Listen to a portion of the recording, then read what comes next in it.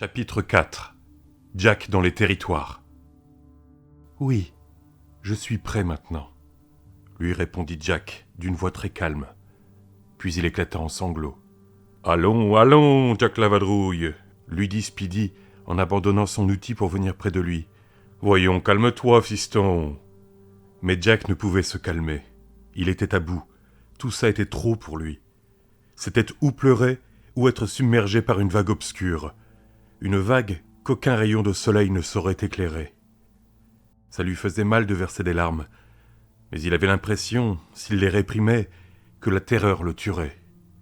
« Pleure, Jack !» lui dit Speedy en mettant son bras autour de lui. Jack posa son visage brûlant contre la chemise fine de son vieil ami. Il sentit son odeur qui faisait penser à Old Spice.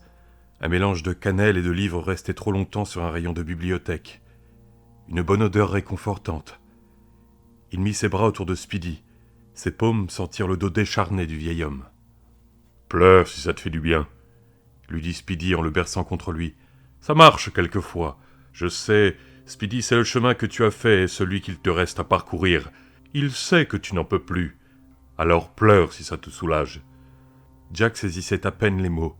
Leur musique suffisait à l'apaiser et à le calmer. « Ma mère est vraiment très malade, » dit-il enfin contre la poitrine de Speedy. « Je crois qu'elle est venue ici pour échapper à Morgan Sloat, l'ancienne associée de mon père. » Il renifla un bon coup, recula et frotta les yeux gonflés du dos de la main. Il était surpris de ne ressentir aucune gêne. Généralement, ses propres larmes le dégoûtaient et il se sentait toujours honteux de pleurer, presque autant que de faire pipi dans son pantalon. Était-ce parce que sa mère avait toujours été si dure ? Probablement. Lily Cavanaugh pleurait rarement. Mais ce n'est pas seulement pour ça qu'elle est venue ici tout de même. « Non, » fit Jack à voix basse. « Je crois qu'elle est venue ici pour mourir. » Sa voix fit un drôle de bruit sur le dernier mot, un peu comme un gond mal huilé. « Peut-être bien, » dit Speedy en regardant longuement Jack. « Et peut-être bien que tu es là pour la sauver. Elle et une autre femme qui est comme elle. » « Qui ça ?» demanda Jack, les lèvres engourdies. Mais il savait de quoi il s'agissait. Il ignorait son nom, mais il savait qui c'était. « La reine !» répondit Speedy. « Elle s'appelle Laura de Losian. C'est la reine des territoires. »« Donne-moi un coup de main !» gronda Speedy. « Attrape Dame d'Argent sous la queue. C'est un peu cavalier, mais je crois qu'elle ne sera pas fâchée si tu m'aides à la remettre à sa place. »« C'est ça son nom ? Dame d'Argent ?»« Oui, mon garçon, » dit Speedy avec un grand sourire qui découvrait toutes ses dents. « Tous les chevaux de manège ont un nom, tu ne le savais pas ? Attrape-la, Jack Boy. » Jack saisit la queue du coursier blanc, et Speedy, poussant un grognement sourd, attrapa dans ses grandes mains brunes les pattes de devant de la dame. Ensemble, ils portèrent le cheval de bois sur le plateau incliné du carrousel. La hampe, dont l'extrémité était noire d'huile de machine, pointait vers le bas. « Un peu vers la gauche, » haleta Speedy. « Oui, maintenant, enfonce-la. Enfonce-la bien. » Après avoir enfoncé la perche, ils reculèrent. Jack le souffle court et Speedy la respiration sifflante mais souriant. « On est vraiment les meilleurs, » fit Speedy. « Si vous le dites, » dit Jack en souriant lui aussi. « Et comment que je le dis ?» Speedy sortit de sa poche revolver la bouteille vert foncé. Il dévissa le bouchon, but une gorgée, et pendant un instant, Jack éprouva une étrange certitude. Il voyait à travers le vieux noir. Celui-ci était devenu transparent, aussi transparent que les fantômes du Topper Show qu'on voyait dans l'émission télévisée sur une des stations indépendantes de Los Angeles. Speedy avait disparu. « Disparu ?» se demanda Jack. « Ou parti ailleurs ?» Mais c'était encore une idée farfelue qui n'avait aucun sens. Puis Speedy réapparut, plus solide que jamais. Ses yeux avaient dû lui jouer un petit tour, il avait sûrement eu une... Non, ce n'était pas une hallucination. Il avait vraiment été ailleurs pendant une seconde. Hallucination. Speedy lui lança un regard pénétrant. Il ébaucha le geste de tendre la bouteille à Jack, puis il remua un peu la tête, et après l'avoir rebouchée, la remit dans sa poche. Il se retourna pour contempler Dame d'Argent qui avait repris sa place sur le manège. Il ne lui restait plus maintenant qu'à boulonner la perche. « On est vraiment des chefs, Jackie Boy, » dit-il en souriant. « Speedy ?»« Oui, ils ont tous un nom, » poursuivit Speedy, en faisant lentement le tour du plateau incliné du carrousel. Le bruit de ses pas résonnant dans le grand bâtiment. Quelques hirondelles nichées dans l'enchevêtrement sombre des poutres pépiaient doucement. Jack suivit Speedy. « Dame d'argent, minuit. Le nom de ce rouan, c'est Scout. Cette jument, c'est Élafant l'Azur. » Le vieux noir rejeta la tête en arrière et se mit à chanter, effrayant les hirondelles qui s'envolèrent. « Élafant l'Azur prenait du bon temps. Je vais te raconter ce que le vieux Bill Martin a fait.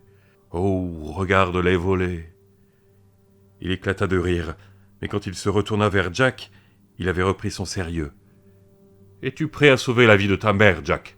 Sa vie et celle de l'autre femme dont je t'ai parlé. » Je ne sais pas comment faire, eut-il envie de répondre, mais une voix intérieure, une voix qui venait du même recoin de sa mémoire que le souvenir des 2 hommes qui avaient essayé de le kidnapper, s'éleva soudain. « Si, tu sais, tu auras peut-être besoin de Speedy au début, mais tu le sais, Jack, tu le sais très bien. » Il connaissait si bien cette voix.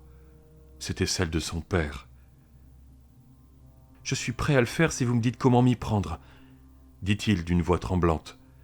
Speedy traversa la pièce jusqu'au mur du fond, grande surface courbe constituée d'étroites lattes de bois, décorée d'une fresque primitive mais puissante, représentant des chevaux au galop. Ce mur évoquait pour Jack la paroi mobile du bureau à cylindre de son père. Le meuble se trouvait dans le bureau de Morgan Sloat, la dernière fois qu'il s'y était rendu avec sa mère, se rappela-t-il soudain, et cette pensée souleva en lui une vague de colère. Speedy sortit un gigantesque anneau de clés, chercha parmi elles, trouva celle qu'il désirait et l'introduisit dans un cadenas. Il retira le cadenas de la porte, le referma d'un coup sec et le glissa dans sa poche de poitrine. Puis il fit glisser le mur sur ses rails. Un merveilleux soleil pénétra dans la grande pièce et fit cligner les yeux de Jack. Un frisoli d'eau traversa doucement le plafond en dansant. Ils étaient devant la mer, devant la vue superbe qui s'offrait au petit cavalier du manège, chaque fois que Dame d'Argent, Scout et Minuit passaient à l'est du carrousel. Une légère brise marine agita la chevelure de Jack. « Il vaut mieux être au soleil pour parler de ça. Viens ici, Jackie Boy, et je te dirai ce que je peux. Et ce n'est pas tout ce que je sais. Que Dieu te préserve de savoir tout ce que je sais. » Speedy parlait d'une voix douce, apaisante, caressante, comme du cuir souple. Jack l'écoutait avec attention, tantôt bouche bée, tantôt sourcilleux. « Tu sais, Jack, ces choses que tu appelles chimères. » Jack acquiesça. « Eh ben, c'est pas des rêves, Jack la vadrouille. Ni des rêves, ni des cauchemars. Ça existe, pour de bon. C'est très différent d'ici, mais ça existe. » « Mais Speedy, maman dit que t'occupes pas de ça pour l'instant. Elle ne sait rien des territoires. Pourtant, en un certain sens, elle sait quand même. Parce que ton père, lui, il savait. Et l'autre type, Morgan Sloat ? Oui, c'est ça, lui aussi est au courant. » Puis il ajouta à mots couverts, « Et je sais qu'il est là-bas aussi, ouh là là. » « La photo dans votre bureau, c'est pas l'Afrique ? » ?»« Non. »« C'est pas une blague ? » ?»« C'est pas une blague. »« Et mon père, il y est allé là-bas ? » demanda-t-il. Mais au plus profond de lui-même, il connaissait déjà la réponse. Une réponse qui expliquait trop de choses pour n'être pas la bonne. Mais que ce fût vrai ou non, Jack n'était pas certain de vouloir y croire. Un pays magique, une reine malade, ça le mettait mal à l'aise, ça le faisait douter de sa santé mentale. Sa mère ne lui avait-elle pas répété maintes fois quand il était petit de ne pas confondre ses chimères et la réalité ? Elle s'était toujours montrée sévère à ce propos et avait un peu fait peur à Jack. Était-il possible qu'ayant vécu si longtemps avec le père de Jack, elle ne sût rien de tout cela ? Jack ne pouvait le croire. Elle ne sait peut-être pas grand-chose, se dit-il, juste assez pour avoir peur. Il devenait fou. C'est ça qu'elle disait. Les gens qui ne voyaient pas la différence entre la réalité et les apparences devenaient fous. Pourtant, son père connaissait une autre vérité, non ? Ils utilisent la magie comme nous la physique, pas vrai ? Ton père y allait souvent, oui. Et l'autre type, Groth. Sloat. Ah oui, lui, il y allait aussi. Sauf que ton père, Jack, s'y rendait pour voir et pour apprendre, alors que l'autre y allait pour le dépouiller de sa fortune. « Est-ce que c'est Morgan Sloat qui a tué l'oncle Tommy ?» demanda Jack. « Je n'en sais rien. Écoute-moi bien, Jackie Boy, car nous n'avons pas beaucoup de temps. Si tu penses vraiment que ce Sloat va venir jusqu'ici... » Il avait l'air drôlement furax, dit Jack. L'idée seule de l'oncle Morgan arrivant à Arcadia le rendait nerveux. « Alors on a encore moins de temps, parce que ça l'arrangerait peut-être que ta mère meure.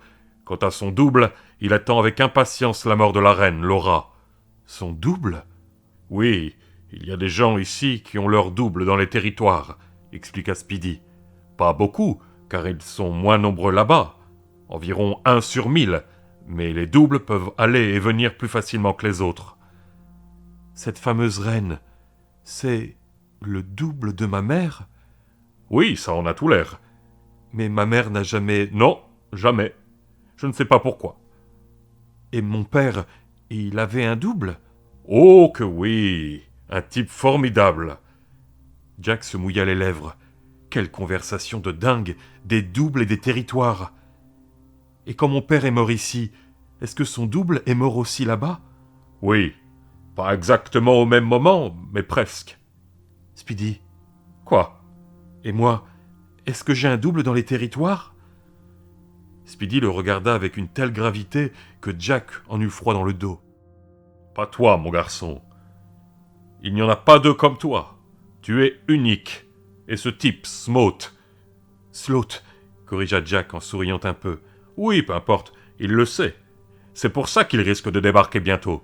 Et c'est l'une des raisons pour lesquelles tu dois te mettre en route sans tarder. Pourquoi ? S'écria Jack. Qu'est-ce que je peux faire si c'est le cancer ? Si c'est le cancer et qu'elle reste ici au lieu d'aller se faire soigner dans un hôpital, c'est qu'il n'y a plus d'espoir. Vous comprenez ? Si elle est ici, ça veut dire que... Les larmes menacèrent à nouveau, mais il les ravala frénétiquement. Ça veut dire que c'est trop tard. Trop tard, oui. Encore une chose qu'il savait sans vouloir se l'avouer. C'est pour ça qu'elle était si maigre. C'est pour ça qu'elle avait des cernes bruns sous les yeux. Trop tard. Oh mon Dieu. Eh Dieu, je vous en supplie, c'est ma mère. Alors, fit-il d'une voix étouffée, qu'est-ce que le pays des chimères peut faire contre ça ? Assez de blabla pour l'instant, dit Speedy. Écoute-moi, Jackie Boy. Je ne t'aurais jamais dit d'aller là-bas si ce n'était pas pour son bien. Mais... Calme-toi, Jack la vadrouille. Je ne peux pas t'en dire plus sans te montrer ce que je veux dire. Ça ne servirait à rien. Allez, viens. Il prit Jack par l'épaule et le dirigea vers l'une des allées désertes du parc d'attractions. Ils dépassèrent sur leur gauche le manège des autotamponneuses fermé maintenant, et sur leur droite une série de baraques foraines. Emportez-le avec vous. Le roi de la pizza et des beignets de l'embarcadère. Le stand de tir, fermé, elle aussi. Des animaux sauvages aux couleurs passées bondissaient sur les contrevents. Des lions, des tigres et des ours. Ça alors. Ils débouchèrent dans l'allée centrale, l'avenue de l'embarcadère, pas à l'imitation de celle d'Atlantic City. En effet, le parc d'Arcadia possédait une espèce de jetée, qui n'avait rien d'un véritable embarcadère. Les arcades se trouvaient maintenant à 100 mètres sur leur gauche, et la grande entrée en arc du parc à 200 mètres sur leur droite. Jack entendait le grondement répugnant des vagues qui venaient se briser sur la plage, et le cri solitaire des mouettes. Il regarda Speedy avec l'intention de lui demander des explications, pour être sûr que tout ce que le vieil homme lui avait dit était bien sérieux, et pas une cruelle plaisanterie. Speedy lui montra la bouteille verte. « Ça ?» commença Jack. « C'est ça qui va te faire partir, » lui dit Speedy. « La plupart des gens qui vont là-bas n'en ont pas besoin, mais toi, ça fait une paye que tu n'y es pas allé, pas vrai, Jack ? » « Si. Quand pour la dernière fois avait-il fermé les yeux dans ce monde pour les ouvrir dans le pays des chimères, cet endroit magique aux senteurs riches et vivifiantes, et au ciel transparent et profond ? L'année dernière ? Non, ça faisait bien plus longtemps que ça. En Californie, après la mort de son père, il devait avoir... Jack ouvrit grand les yeux. 9 ans ? Si longtemps que ça ? Ça faisait déjà 3 ans ? C'était terrible de penser que ses rêves, parfois agréables, parfois très troublants, l'avaient abandonné discrètement, comme si son imagination s'était en grande partie tarie, sans qu'il s'en aperçût, sans qu'il en souffrît. Il prit vivement la bouteille que lui tendait Speedy, et faillit la faire tomber. Il se sentait paniqué.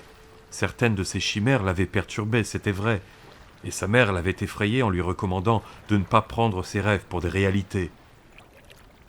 En d'autres mots, ne deviens pas fou, Jackie. Hein, mon petit bonhomme? Oui, mais maintenant, il s'apercevait qu'il tenait terriblement à ces chimères, et qu'il ne pouvait pas les perdre. Il regarda Speedy dans les yeux et se dit « Il le sait aussi. Il sait tout ce que je pense. Qui êtes-vous, Speedy ?» Quand ça fait trop longtemps qu'on n'est pas allé là-bas, on a tendance à oublier comment faut faire pour partir, dit Speedy. C'est pour ça que je prends un peu d'élixir magique. C'est un truc très spécial. Speedy prononça ces derniers mots sur un ton très respectueux. Ça vient de là-bas? Des territoires? Non, ça vient de Californie. Ici aussi, il y a de la magie, tu sais, Jack. Pas des masses, mais un peu. Jack lui lança un regard circonspect. Vas-y, bois un petit coup, et tu verras si ça ne te fait pas partir illico, dit Speedy en souriant. Puis il ajouta, si tu en bois suffisamment, tu peux aller presque partout où tu veux. T'as devant toi quelqu'un qui sait de quoi il cause. Ça alors? Mais Speedy... Il commençait à avoir peur. Sa bouche était sèche, et le soleil tapait très fort. Il sentait son sang battre de plus en plus vite sur ses tempes. Il avait un goût de cuivre sous la langue, et se dit « C'est le goût qu'aura son élixir magique. C'est dégueulasse. » « Si t'as peur et que tu veux revenir, t'auras qu'à en boire une autre gorgée, » lui dit Speedy. « Je l'aurai avec moi, la bouteille. Vous me promettez ?» L'idée de rester coincé là-bas, dans ce lieu mystique, alors que sa mère était malade avec Sloth auprès d'elle, l'épouvantait. « Je te le promets. » Alors d'accord. Jack porta la bouteille à ses lèvres et l'éloigna aussitôt. L'odeur qui s'en dégageait était rance, insistante, répugnante. « Je n'ai plus envie, Speedy, » murmura-t-il. Lester Parker le regarda. Ses lèvres souriaient, mais pas ses yeux. Il le dévisageait sévèrement, inflexible, redoutable. Jack repensa aux yeux noirs, ceux de la mouette, ceux du tourbillon. La terreur s'empara de lui. Il tendit la bouteille à Speedy. « Vous ne voulez pas la reprendre ?» demanda-t-il d'une petite voix à peine audible. « Je vous en prie. » Speedy ne répondit rien. Il ne lui rappela pas que sa mère était en train de mourir, ni que Morgan Sloth allait arriver. Il ne traita pas Jack de lâche, bien que celui-ci ne se fût jamais senti aussi lamentable de sa vie. Pas même le jour où il avait renoncé à grimper sur le grand plongeoir du camp de vacances, à Comac, et que tous ses copains s'étaient fichus de lui. Speedy se contenta de se détourner pour contempler en sifflant un nuage qui passait. Maintenant, ce n'était plus seulement la terreur qui le submergeait, mais la solitude aussi. Speedy s'était détourné de lui. Speedy lui avait tourné le dos. « Bon, d'accord, » fit-il soudain. « D'accord, puisqu'il le faut. » Il leva à nouveau la bouteille, et sans prendre le temps de réfléchir, en avala une gorgée. C'était pire que ce qu'il avait imaginé. Il avait déjà bu du vin auparavant, et y avait même en quelque sorte pris goût. Il appréciait surtout les vins blancs secs que sa mère servait avec les sols, la dorade ou l'espadon. Et cette boisson avait un goût de vin. Ou plutôt, c'était comme une caricature de tous les vins qu'il avait déjà bu. C'était fort, sucré, pourri. Pas du jus de raisin vivant, mais du jus de raisin mort après avoir mal vécu. Tandis que le liquide âcre doux inondait sa bouche, il voyait vraiment les grappes devant ses yeux. Des grappes lourdes, obèses, poussiéreuses et écœurantes, qui grimpaient le long d'un mur de stuc sale, dans une lumière de soleil épaisse et sirupeuse, dont le silence n'était troublé que par le bourdonnement stupide d'une kyrielle de mouches. Il l'avala, et une langue de feu descendit aussitôt dans sa gorge. Il ferma les yeux en grimaçant pour réfréner son envie de vomir. Il ne vomit pas, pour la seule raison qu'il n'avait pas pris de petit déjeuner. « Speedy !» Jack ouvrit les yeux, et le reste de la phrase mourut dans sa gorge. Il en oublia le besoin de vomir cet ersatz de vin répugnant. Il en oublia sa mère et l'oncle Morgan, et son père aussi, et presque tout le reste. Speedy avait disparu. Les arcs gracieux du Grand 8, qui se dessinaient contre le ciel, avaient disparu. L'avenue de l'embarcadère y tout. Il n'était plus au même endroit. Il était dans les territoires, murmura Jack. le corps entier secoué d'un mélange d'aimant, de terreur et de joie. Il sentait ses cheveux lui caresser la nuque. Il sentait un sourire lui remonter les coins de la bouche. « Ça y est, Speedy, j'y suis ! Mon Dieu, je suis dans les territoires, je... » Saisi d'émerveillement, il mit la main devant la bouche et, pivotant sur lui-même, contempla autour de lui l'endroit où l'avait transporté l'élixir magique de Speedy. L'océan était toujours là, mais d'un bleu plus intense, plus profond, du plus bel indigo que Jack eût encore jamais vu jusqu'ici. Les cheveux ébouriffés par le vent du large, il resta pétrifié pendant un long moment, fixant l'horizon où l'indigo de l'océan rencontrait le bleu délavé du ciel. La ligne d'horizon était légèrement, mais indubitablement courbe. Il secoua la tête en fronçant les sourcils et se tourna de l'autre côté. Un enchevêtrement de hautes salicornes sauvages recouvrait le promontoire où se trouvait un instant plus tôt le carrousel. Les arcades de la jetée avaient également disparu. À leur place, un éboulis de blocs de granit descendait jusqu'à la mer. Les vagues venaient frapper les plus bas et se précipitaient en mugissant dans les crevasses et les goulots. De l'écume épaisse comme de la crème fouettée jaillissait dans l'air transparent et était chassée par le vent. Jack se prit brusquement la joue entre le pouce et l'index et pinça très fort, si fort qu'il en eut les larmes aux yeux. Mais rien ne changea pour autant.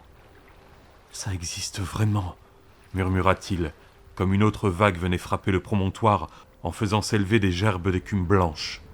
Jack fut surpris de voir que l'avenue de l'embarcadère existait toujours, quelque peu transformée, il est vrai.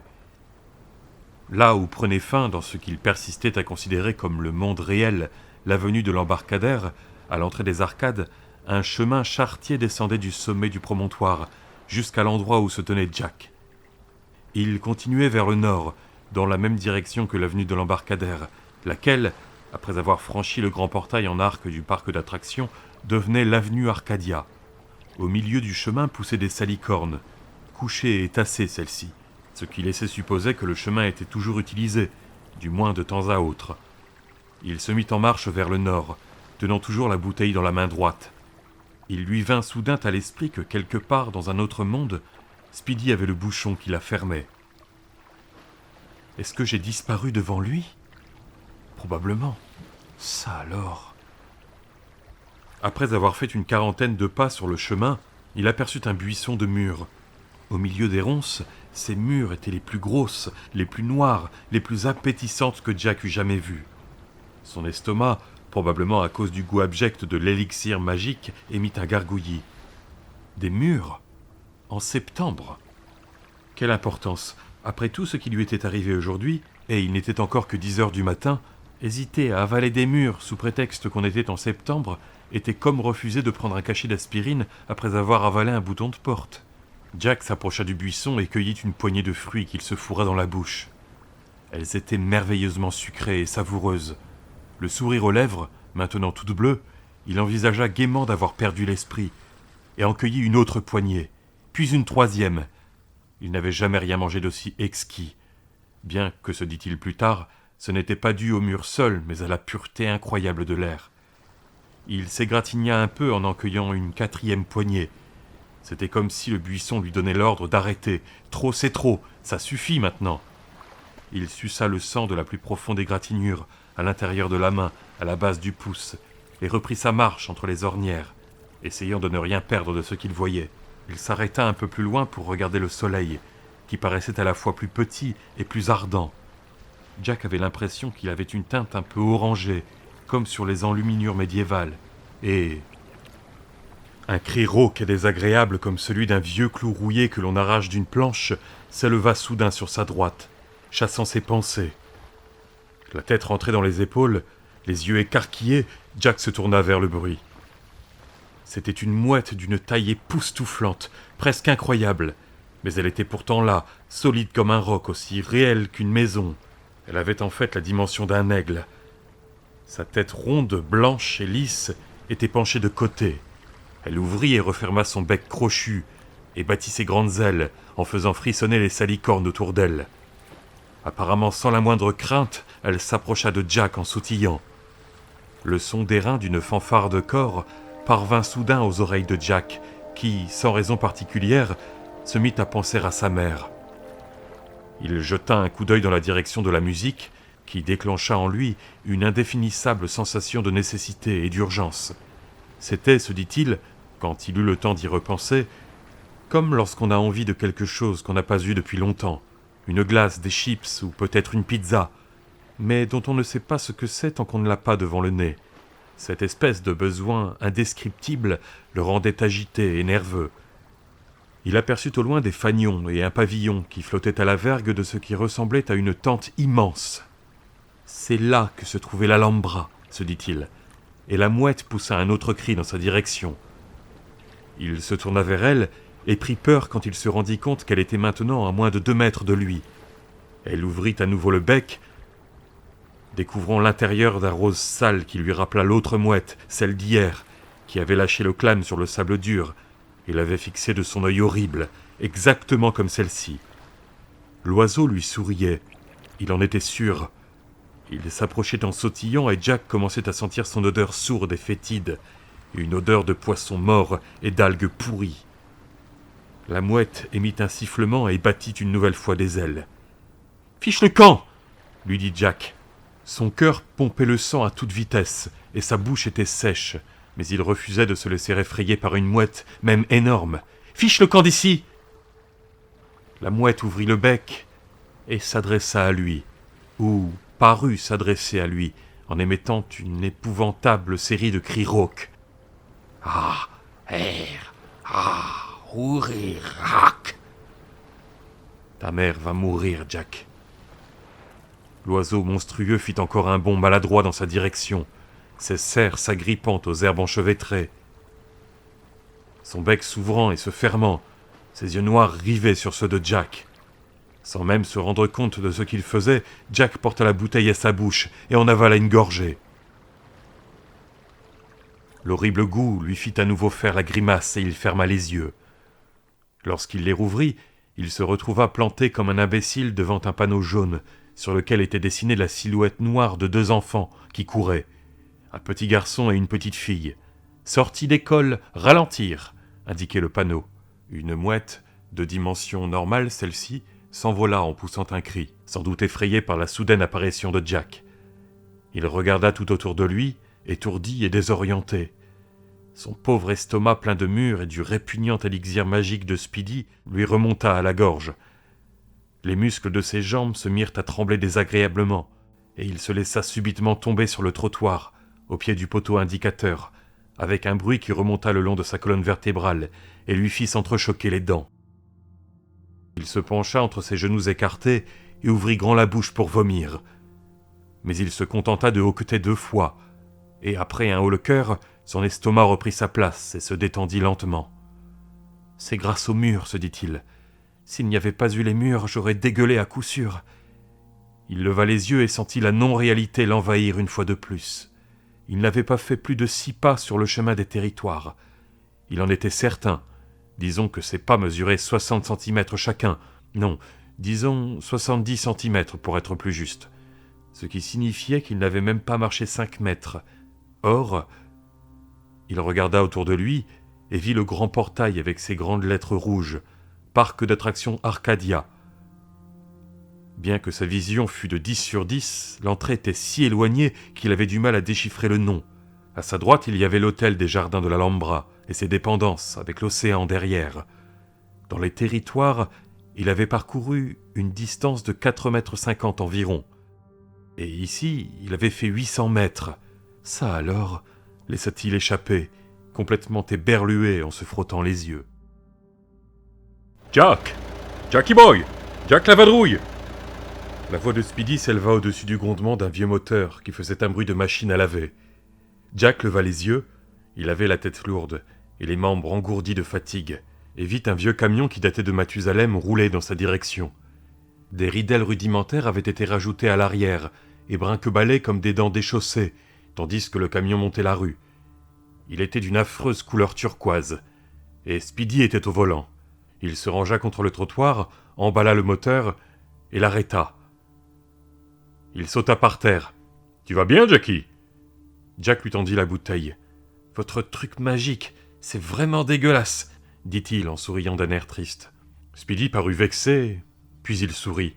« Où t'as vu que les médicaments avaient bon goût, petit vadrouilleur ?»« Nulle part, » dit Jack. Il sentait ses forces lui revenir, lentement, et l'oppressante sensation de désorientation se dissiper. « Tu y crois maintenant, Jack ?» Jack hocha la tête. « Non !» insista Speedy. « Ça ne suffit pas. Dis-le à haute voix. »« Les territoires existent vraiment, » dit Jack. « J'ai vu un oiseau. » Il s'arrêta et haussa les épaules. « Quel genre d'oiseau ?» demanda brusquement Speedy. « Une mouette, la plus grosse saloperie de mouette que j'ai jamais vue. Incroyable !» Puis il réfléchit et ajouta « Non, pas pour vous. Incroyable pour les autres peut-être, mais pas pour vous. » Est-ce qu'elle parlait ? Beaucoup d'oiseaux parlent là-bas. La plupart du temps pour dire des conneries, mais pas toujours. En tout cas, c'est jamais des choses agréables. C'est plutôt des bobards. Jack l'écoutait en hochant la tête. Écouter Speedy parler de tout ça comme s'il s'agissait de choses rationnelles et normales lui faisait du bien. Il me semble l'avoir entendu parler, mais c'était comme... Il réfléchit. À l'école où j'allais avec Richard, nous avions un copain, Brandon Lewis, qui avait un gros défaut de prononciation. On avait du mal à comprendre ce qu'il disait quand il parlait. C'était pareil pour l'oiseau, mais j'ai compris ce qu'il a dit. Il a dit que ma mère allait mourir. Speedy mit son bras autour des épaules de Jack, et ils restèrent assis sans rien dire sur le trottoir. Le portier de l'Alhambra, toujours aussi blême et guindé, arborant son sempiternel air soupçonneux, sortit avec une pile de lettres. Speedy et Jack le regardèrent se diriger vers le croisement de l'avenue Arcadia et de la route de la plage, et glisser le courrier de l'hôtel dans la grosse boîte aux lettres. En revenant sur ses pas, il leur lança un coup d'œil indifférent et tourna dans l'allée principale qui menait à l'Alhambra. Sa tête dépassait à peine le haut de la boîte aux lettres. Ils entendirent distinctement le bruit de la lourde porte d'entrée qui s'ouvrait et se refermait. Et Jack fut frappé par l'impression de désolation automnale qui se dégageait de cet endroit. Les rues larges et désertes, la longue plage abandonnée avec ses dunes de sable fin, le parc d'attractions vide avec les wagons du Grand 8, rangés l'un derrière l'autre sous des bâches, et toutes les baraques cadenassées. Il eut vraiment la sensation que sa mère l'avait emmené dans un endroit au bout du monde. Speedy releva la tête et se mit à chanter de sa belle voix grave. « Je me suis baladé, je me suis amusé dans cette vieille ville trop longtemps. L'été tire à sa fin, oui, et l'hiver arrive. L'hiver arrive et j'ai bien envie de reprendre la route. » Il s'arrêta et regarda Jack. « T'as envie de reprendre la route, mon vieux vadrouilleur ?» L'effroi s'infiltra dans les os de Jack, le paralysant littéralement. « Je veux bien, dit-il. Si ça peut l'aider. Est-ce que je peux l'aider, Speedy ?»« Tu le peux, répondit gravement le vieil homme. Mais... Ouh là là, c'est pas les mecs qui manquent, interrompit Speedy. Il y en a des tonnes, mon petit vadrouilleur. Ça ne va pas être de la tarte. Je te promets pas que tu réussiras, ni que tu en reviendras vivant. Et si tu reviens, c'est pas sûr que tu auras toute ta tête. Tu vas pouvoir vadrouiller comme tu aimes sur les territoires. C'est beaucoup plus petit qu'ici, tu l'as remarqué ? Oui. J'en étais sûr. Il t'en est arrivé des drôles de trucs sur la route, hein ? Une autre question venait maintenant à l'esprit de Jack, et bien que ce fût hors du sujet, il devait la poser. « Est-ce que j'ai disparu, Speedy ? Est-ce que vous m'avez vu disparaître ?»« T'as filé !» dit Speedy en frappant un coup dans ses mains. « Juste comme ça !» Jack sentit un sourire involontaire lui étirer lentement les lèvres. « J'aimerais bien faire ça de temps en temps, pendant le cours d'informatique de Monsieur Balgo, » dit-il, et Speedy pouffa de rire comme un gosse. Jack se mit à rire lui aussi, et son rire était délectable, aussi délectable que les murs. Au bout d'un moment, Speedy redevint sérieux et lui dit « Si tu vas dans les territoires, c'est pour aller chercher quelque chose qui se trouve là-bas, un truc qui a un pouvoir fantastique. »« Et c'est là-bas ? » ?»« Comme je te le dis. »« Et ça peut guérir ma mère ? » ?»« Oui, et l'autre aussi. »« La reine ?» Speedy acquiesça. « Qu'est-ce que c'est ? Où ça se trouve ? Quand dois-je ? » ?»« Oh, pas si vite, arrête !» Speedy leva la main. Ses lèvres souriaient, mais ses yeux étaient graves, presque tristes. « Chaque chose en son temps. Et puis, je ne peux pas te dire ce que je ne sais pas, ou ce que je n'ai pas le droit de dire, Jack. »« Pas le droit ?» fit Jack interloqué. « Qui ? V'là que tu commences !» dit Speedy. « Écoute-moi bien, petit vadrouilleur. Tu dois partir le plus vite possible, avant que Blot débarque et t'en empêche. Sloth. Tout juste. Tu dois partir avant qu'il arrive. Mais il va s'en prendre à ma mère, dit Jack, se demandant pourquoi il disait ça. S'il le pensait vraiment ou si c'était une excuse pour couper au voyage que Speedy lui proposait, comme s'il s'agissait d'un plat qui risquait d'être empoisonné. « Vous ne le connaissez pas, il est... » « Oh si, je le connais, » dit calmement Speedy. « Je le connais depuis longtemps, Jackie Boy, et lui aussi me connaît. Je lui ai laissé des marques. Ça ne se voit pas, mais elles sont là. Quant à ta mère, elle peut se débrouiller toute seule. Du moins, elle sera bien obligée pour un temps, parce qu'il faut que tu y ailles. »« Mais où ?»« Sur la côte ouest, d'un océan à l'autre. »« Quoi ?» s'écria Jack épouvanté par la distance. Et il repensa à une publicité qu'il avait vue 3 jours plus tôt à la télévision.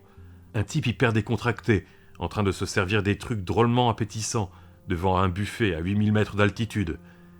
Jack avait déjà traversé le pays en avion avec sa mère une bonne 12aine de fois, et avait toujours été secrètement ravi par le fait qu'il faisait jour pendant 16 heures d'affilée quand on allait de New York à Los Angeles.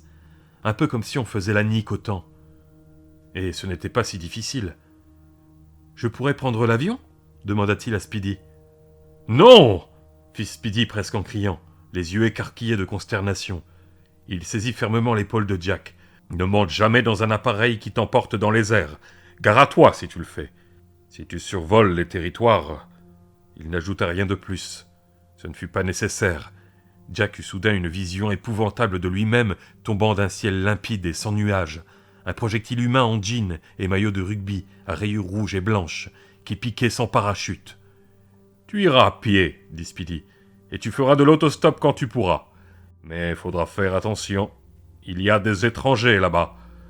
Tu rencontreras des dingues, des gens qui voudront te tripoter ou des voyous qui voudront te casser la gueule. Mais faut se méfier des vrais étrangers, Jack la vadrouille, ceux qui ont un pied dans chaque monde. Ils voient ce qui se passe ici et là-bas comme ce putain de Janus. Ils ne vont pas mettre longtemps avant de savoir que tu arrives. Ils vont se méfier. » « Est-ce que ce sont des doubles ?»« Des fois oui, des fois non.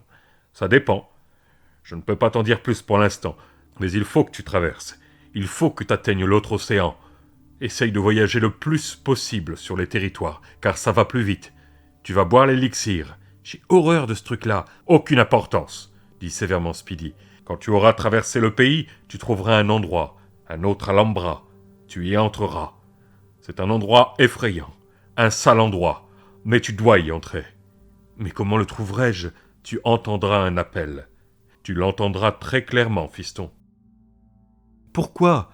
demanda Jack en se mouillant les lèvres. Pourquoi dois-je aller là-bas si c'est vraiment aussi horrible ? Parce que c'est là-bas que se trouve le talisman, dit Speedy, quelque part à l'intérieur de cette autre Alhambra. Je ne comprends rien à ce que vous racontez. Tu comprendras, lui dit Speedy. Il se mit debout et prit la main de Jack. Jack se leva. Les 2 hommes, un vieillard noir et un petit garçon blanc, se firent face. « Écoute, lui dit Speedy, et sa voix prit un rythme lent et chantant.